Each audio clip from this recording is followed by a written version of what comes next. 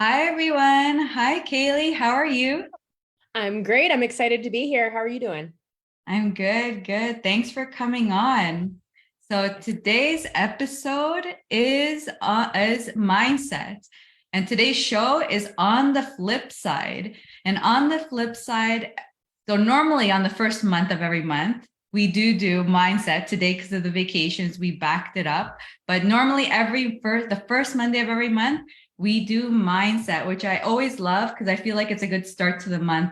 Get that mindset ready to just start blowing that month out of the water. Good So start to the month.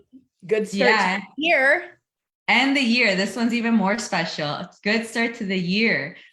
So Kayleigh is a mindset coach. She works for Conway Consulting, and I'm so happy to have you on. You're also my coach. I love having you as a coach, and thank you so much. It's my pleasure. I'm grateful that, I get to see your growth front row center. And it's just been quite a journey, and you're really just getting started. That's the best part. I know, I'm excited. And so today's topic is goal setting, which I think it's a great topic. We're starting the beginning of the year. A lot of us love to start setting our goals and planning out the year. So, do you want to tell us a little bit about your thoughts on goal setting? Oh yeah, I have lots of thoughts on goal setting. I don't think we have enough time for all of them, but I'll narrow it down. Goal setting is interesting because I think goals is one of the most misunderstood words in like the English language, because nobody really understands the purpose of a goal, right? A lot of people think the purpose of a goal is to get, but the purpose of a goal is actually to grow. So most people, and I used to be one of these people before I got into the work that I do today, I was setting the wrong goals. I was setting goals that didn't really inspire me, and it didn't inspire growth. And I know we're going to go into this a bit later, but also goals that didn't inspire persistence, right? Which is huge too in persistence in achieving the goals. The purpose of a goal, as I mentioned, is to grow. So when you're setting a goal, like my tip for you this year is to set a goal that you have no idea how you're going to achieve. And I'm sure there's some left brainers out there. I know I was one of them who like just cannot. It's like, no, I can't do that. Like I need Can't to know compute it. You're just how. like, what are you telling me right now? Which, I mean, Diana, we went through this, right? When we started working together, when you were really starting to step out and set that goal, it was until you set that bigger goal that you really inspired. And I've seen you grow so much because of that goal, Mhm. right? Because it's inspiring you. You start to visualize what your life's going to look It like. excites you actually because that's what it was for me. It excited me. And yeah, because I remember the first goal I set when I came in, I was like, yeah, let's do this. And then once you guys said, a goal is there to help you grow, I reflected back on my goal and I realized that all I had to do was, to be honest, like minor tweaks, I would say, to achieve that goal. And because they were such minor tweaks, I wasn't motivated at all. And I didn't accomplish that goal by any means. And it was just like non-motivational, couldn't do it. And then like that once I was just like, oh, I'm supposed to grow. And it even goes with my personal beliefs or my purpose, where it's I love learning, I love like creating for solutions. And so once like that I got my new goal, it was basically my mind went nuts. It was just like, how do I achieve this? How do I solve these problems? Like my mind went into exactly what it loves to do, like solutions. Like I was just like, how am I going to make this happen? Like my mind was kind of going nuts, to be honest. I was I like, remember.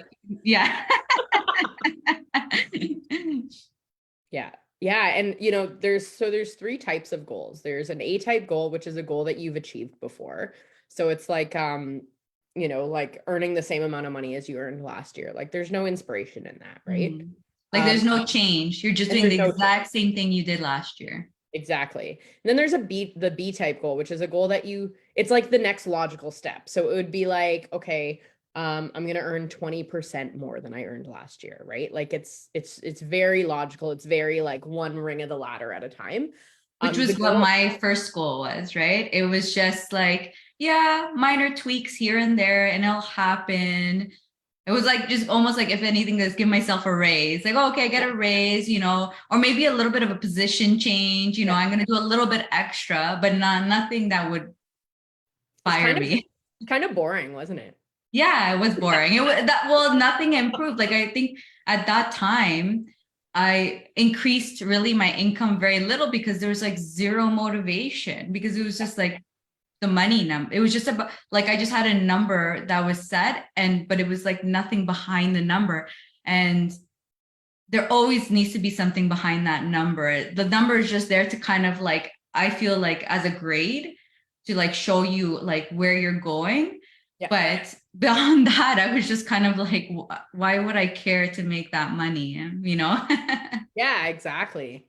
So like the goals that Diana now set, and that we work with really setting for helping people set, is a C-type goal, which is a goal that you have no idea how you're going to achieve. So it's like 4x, 5x, 10x your income, like turn your monthly income turn your annual income into your monthly income. Just like Diana said, I like using income as a goal because income is measurable, and you know how much money you're earning right now. So you know where you're at.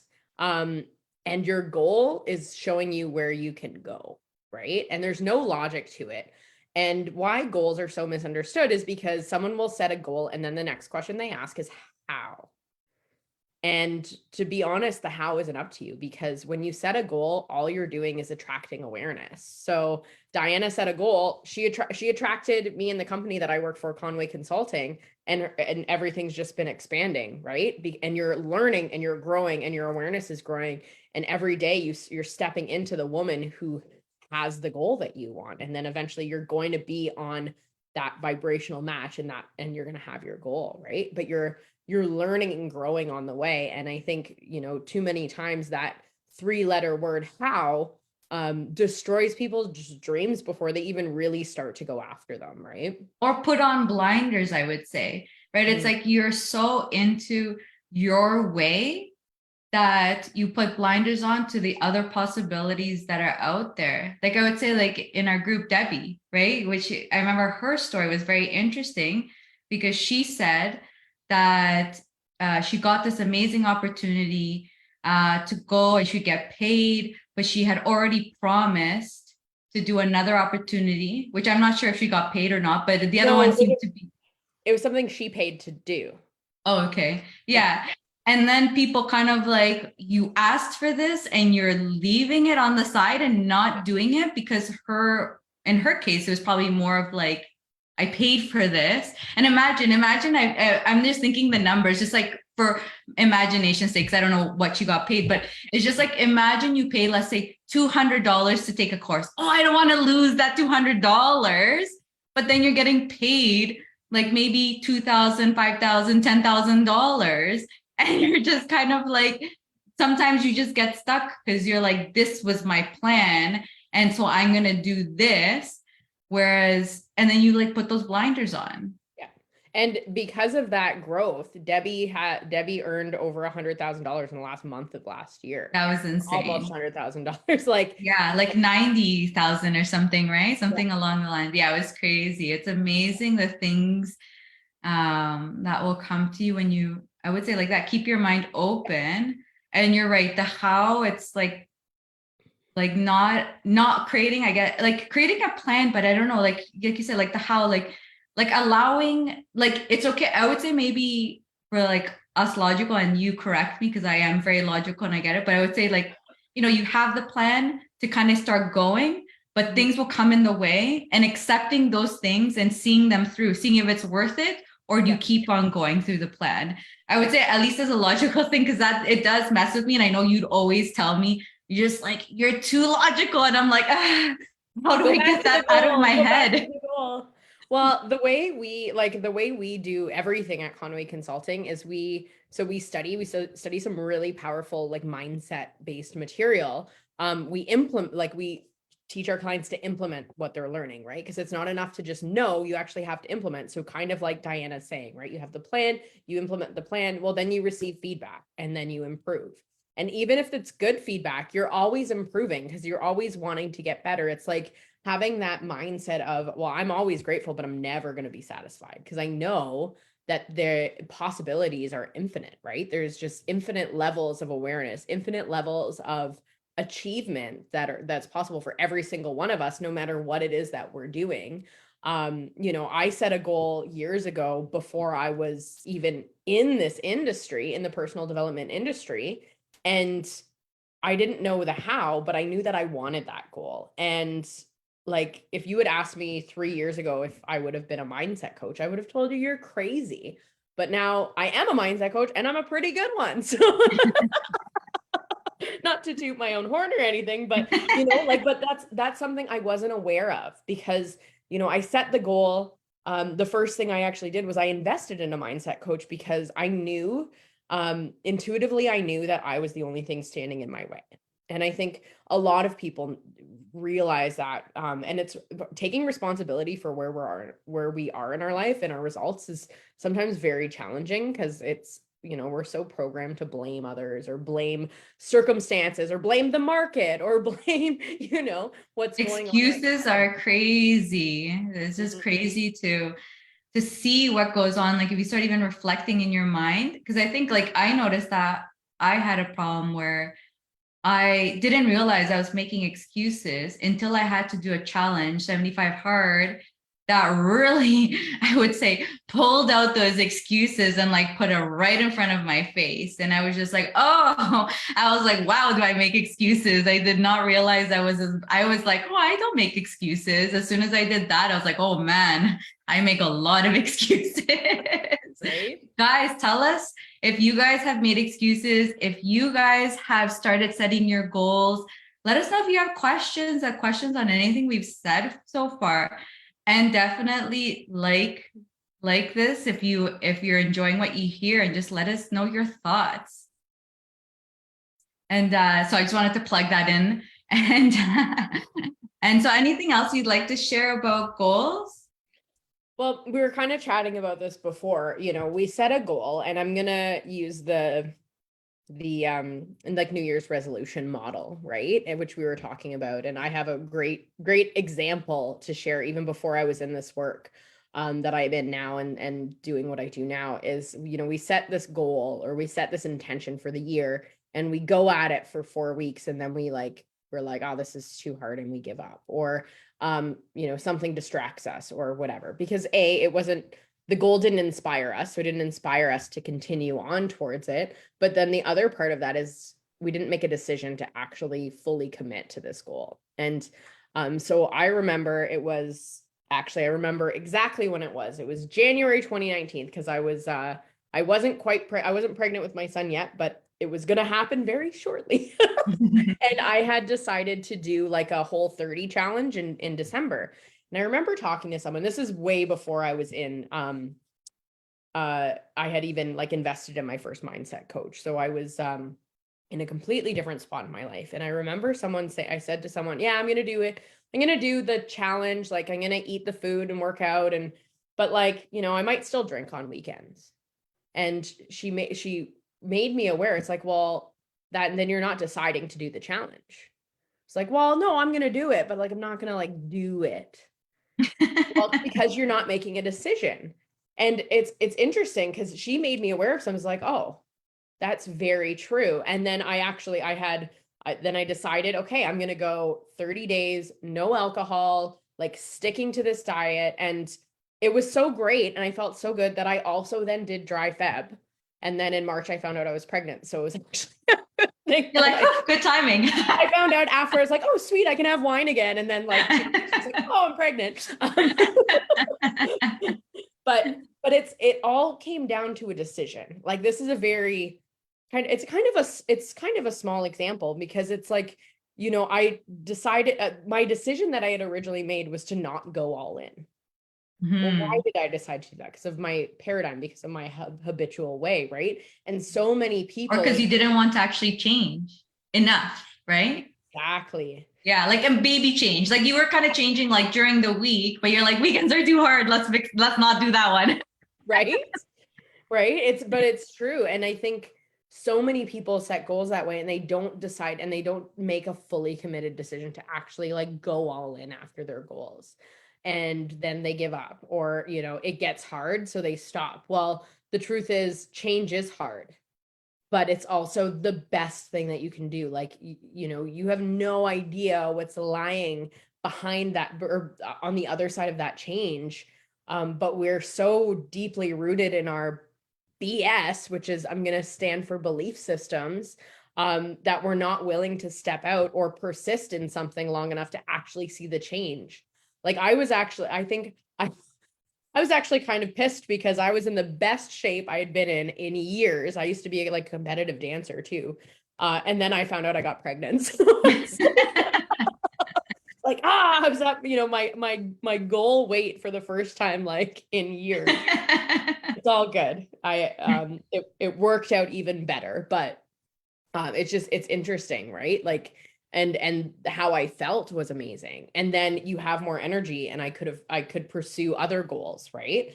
And then actually it was towards the end of that year that I ended up investing in my first mindset coach, which is exactly like my entire life has changed from that moment, that I started to experience what we teach, and just became so passionate about it to share with other people. That's awesome. And when you got a mindset coach, was it to do coaching at that time, or was just mainly for it was just mainly for mindset? Like you just needed. Yeah, I was actually, I used to have a network marketing business, and I worked, so I was, I had a network marketing business and I was working in corporate, and I knew that I did not want to go back to my job after my maternity leave. Like, that was actually my first goal. That was the first goal that I really locked onto. And it's really interesting because so I knew that I was the only thing standing in my way in network marketing. It turned out that my purpose was a lot bigger than I had envisioned. And I achieved that goal. I was able to retire from my corporate job right before my maternity leave was up. So I remember I didn't retire because of network marketing. I actually attracted a role as a salesperson, which then led me to where I am today because I actually needed some sales training. So I hired Conway Consulting. My life changed really, really quickly. And then I ended up joining their team. And now I'm living every day, like just so on purpose and so fired up. And my goals are bigger than ever and seeing other people achieve their goals. But I didn't know, like, you can't connect the dots looking, you can only connect the dots looking forward or backwards, right? You can't connect them looking forward. So I had thought that it had to be network marketing that would allow me to leave that job. But really it was just another divine path for me, right? That's amazing. And I just wanted to go back to the decision. And I wanted to also just ask you, and I don't know if I'm getting logical, so I want you to definitely correct me if I'm wrong, because I feel like, you know, I do go there. My mind likes to always go there. But I was just thinking that, so making it like to make the decision, I feel like it'd be good to help people be more successful in making the right decision would be to actually check what kind of changes you have to make, and at least I feel like be aware of them to accept, because it's like this one decision for one thing will really is going to be changing a lot of habits in yourself. And so probably trying to bring those awarenesses to yourself will probably make that decision a little easier for you, or maybe change your decision and at least make you more accountable to actually making the right decision. Yeah. And you know, it's interesting, like, so now when I make decisions, I ask, is this going to get me anything that I want? Is this going to you know, allow me to step into my self-image? And we could probably do a whole other segment on self-image. You know, step into the self-image. Is this going to help me achieve my goals? I don't make decisions based off the bank account. I don't make decisions based if there's fear in the decision, I actually know I'm on to the right thing now. And I've learned to lean more into faith, and learning to make decisions that way has changed everything for me.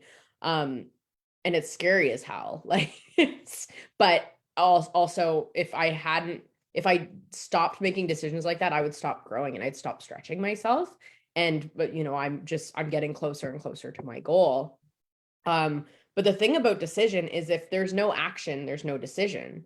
So you can say, like, I'll use my example before. It's like, oh yeah, well, I'm only going to quit drinking during the week. Like once or twice, like on the weekend, I'll have a glass of wine or two. Well, that's not the action. Is no, I'm going all in. I'm going to commit to doing 30 days on this plan. And that's the action, right? Or it's like, well, yes, I'll do that when. Well, then you didn't decide. It's like booking a flight or something, right? Like you know where you're going to go, so you have to book it, and they're not going to save your ticket unless you put the money down, right? Like, and you always figure it out. If you want something, you always figure it out, right? 100%. And actually, that's a good point that you brought up about fear and belief, that you need both to be able to or acknowledge the fear. Like, you don't need the fear, but acknowledge the fear. Yeah. to actually to know that you're making the right decision. Yeah. That's a good point. A lot of people confuse fear and intuition. Right? But like, if there's something that's nudging you and saying like, no, this is the right move for me, and then the next thing is followed, but I can't afford that, or but I don't have time, or but whatever, that's probably what you should do. Because all of those, everything that follows but is an excuse or a paradigm, right? Everything that always follows but is an excuse or a paradigm. I'll do this, but I don't want to stop drinking on weekends. Right? Or I would say, I'm curious what your thought is. When I buy a property, I mean, it's not as bad as it was before, but I find it funny that I'll be so confident about this property. I'm like, run the numbers. Oh my God, this is going to be amazing.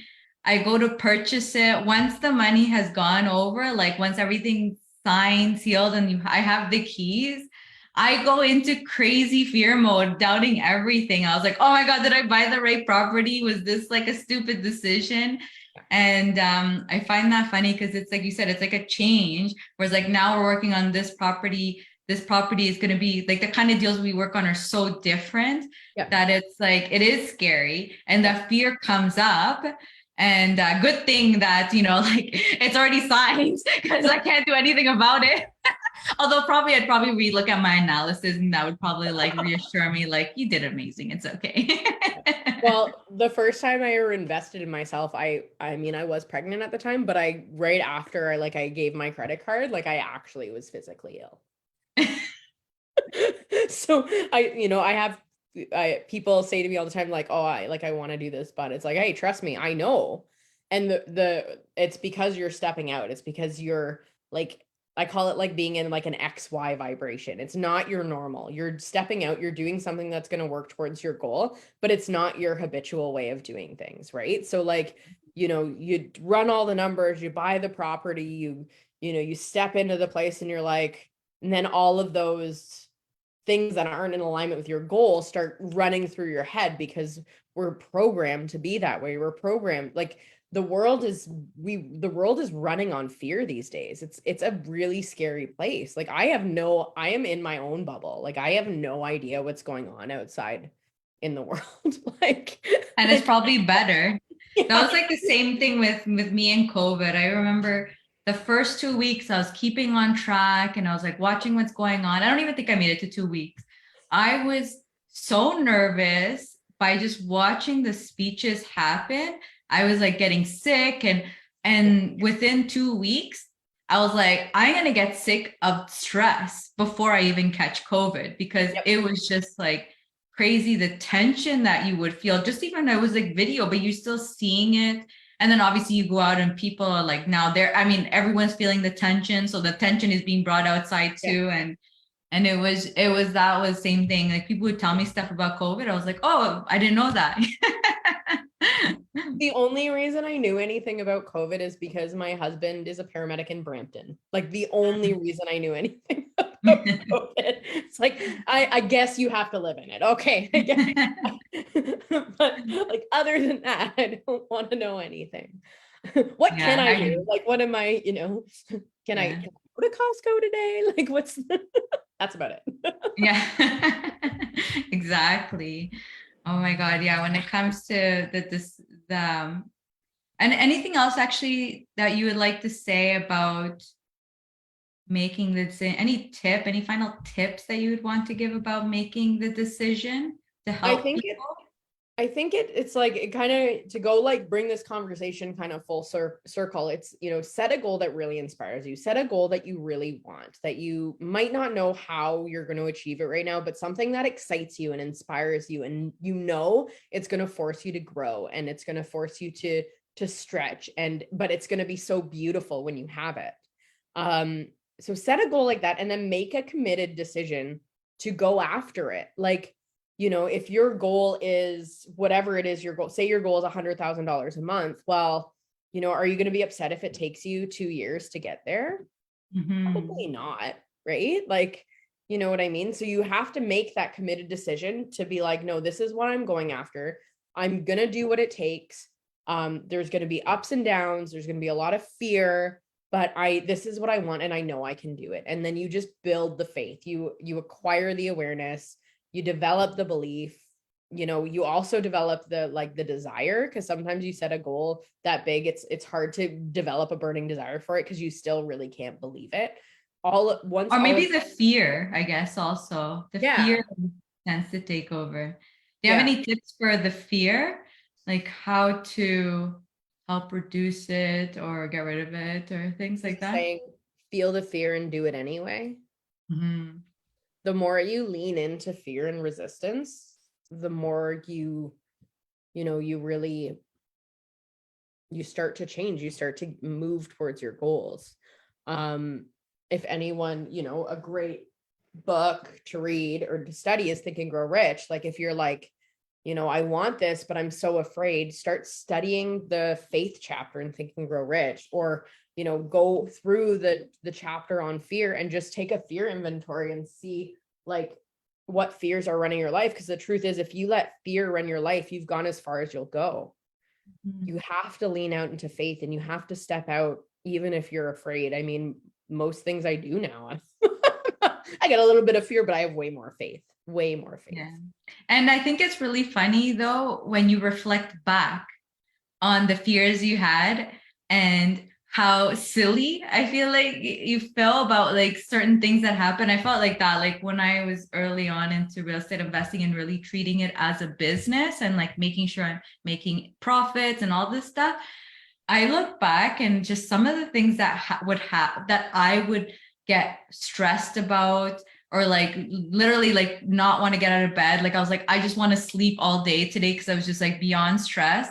And then I look back and I was just like, oh my God, was I such a baby or what? Like really, like I just look at it now, it's like something like that does not faze me at all either. So it's just also learning to gain that tolerance and understanding to just, like, okay, it's going to be hard, but after you kind of hit that hurdle, you realize it's like 10 times easier. I feel like it becomes so much more easier. And for some reason, it's like that mental blockage, right? I think it's more of the mental blockage than anything that makes it harder. It's probably like that the task isn't that bad, but your mind makes it like the Everest and you're like trying to climb that beast. And then once you're there, you're like, wow, that was it. Like, that's it. Like that was not that bad. Yeah, exactly. You're like, actually, it was a little anthill. What was I scared about? Yeah, for sure. Yeah. Any final words that you'd like to tell our viewers? Anything you'd like to share before we end this? I think like if fear is coming up a lot when it comes to goal setting and decision making, you're onto something. So keep going and set those big goals and know that you have everything that you need inside of you to achieve that. And if you need some help, you can always come to me. I can help you get your mind straight too. Awesome. Thanks so much for coming on. I'm excited. You're going to be on for the next few, probably 6, hopefully episodes. We'll see. And yeah, thanks so much for coming on. And If you guys like this episode, give us a like. If you have any questions, feel free to put them in the comments and we'll definitely answer them in next month's mindset. And anything else I need to say? And this Wednesday is my networking event. So if you are interested in knowing what's going on in the market, we are having Angie Petty-John coming on. She's a mortgage broker and she's going to be giving us her insights and her predictions to 2023. And I find that really important right now because a lot of changes are happening in the mortgaging industry, and they're happening quick and changing every month. So we want to stay up with it. And so after the networking event, we also get to do one-on-one breakout rooms. So we get to chat with other investors and see what other people are up to, because everyone sees things differently. So we want to stay on top. So hope to see you guys. This Wednesday is my networking event. Thank you, Kayleigh, for coming on. Thanks, everyone. And we'll see everyone at the next episode. Bye, everyone. Bye.